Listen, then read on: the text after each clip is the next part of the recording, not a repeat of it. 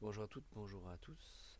On se retrouve pour une vidéo dont le sujet sera Instagram. Et je vous propose de répondre peut-être, de lancer surtout une réflexion autour de la problématique suivante.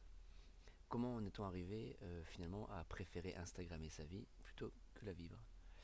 Oui, j'entends déjà certains vent debout contre cette problématique. Il s'agit de soulever une question, voilà. Sachant que vous êtes sans doute des utilisateurs au quotidien de cette plateforme sociale. Alors Skyblog, MySpace, Tumblr, Blogspot, Facebook, Twitter, Instagram, à chaque fois qu'une nouvelle application, qu'un nouveau réseau social s'installe, c'est aussi une nouvelle façon de dire, de voir, de montrer, de raconter, d'échanger, de partager, de travailler qui apparaît. Alors ce réseau social est basé bien sûr, comme vous le savez, sur le partage de photos, de vidéos.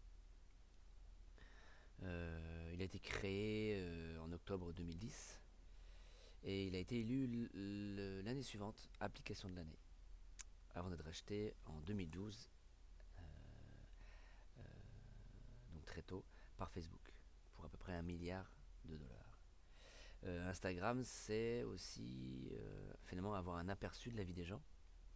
Instagram vient de la fois de instant, d'instantané et de Telegram.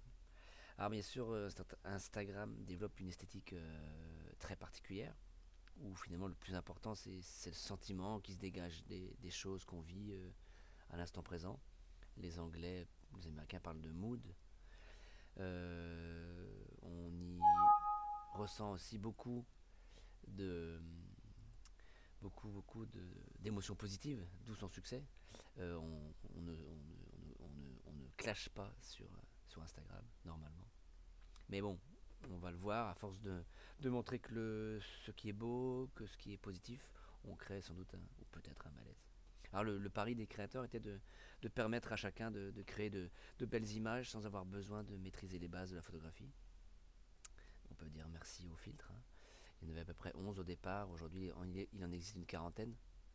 Euh, et bien au-delà, puisqu'aujourd'hui est apparu un métier à part entière, à savoir créateur de filtres pour Instagram. Voilà. Alors les sujets, les objets, tout ce qui est montré bien sûr doit être Instagrammable. Et aujourd'hui en, en trois clics sur l'écran, on partage un instantané, un morceau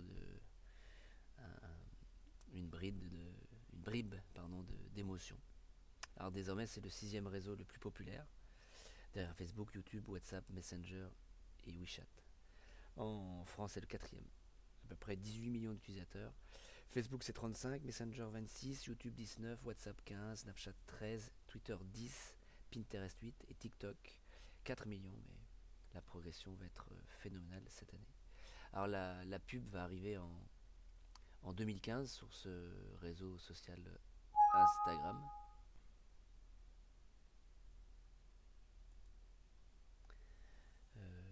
Et l'année suivante, il va être mis en place un algorithme.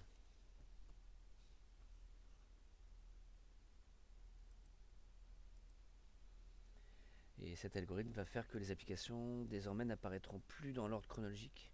L'algorithme va scruter les interactions avec les contenus, l'application, et sous couvert d'améliorer l'expérience utilisateur, on parle beaucoup aujourd'hui en marketing d'expérience utilisateur. Ce programme va désormais donc choisir ce qu'on doit voir en priorité, ce qui va apparaître en priorité sur notre, notre fil.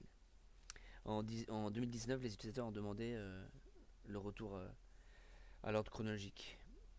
Du coup, l'algorithme a été renforcé dans sa recherche, sa course au like. Et donc, pour percer, il y a désormais deux solutions. On peut payer des posts sponsorisés ou on réussit à engager les gens qui nous suivent. Engagement, ça veut dire les faire passer à l'action, consommer, partager. Voilà. Et quelque part, il faut nourrir la bête, il faut faire du data, et donc il faut partager, il faut créer des posts, du contenu.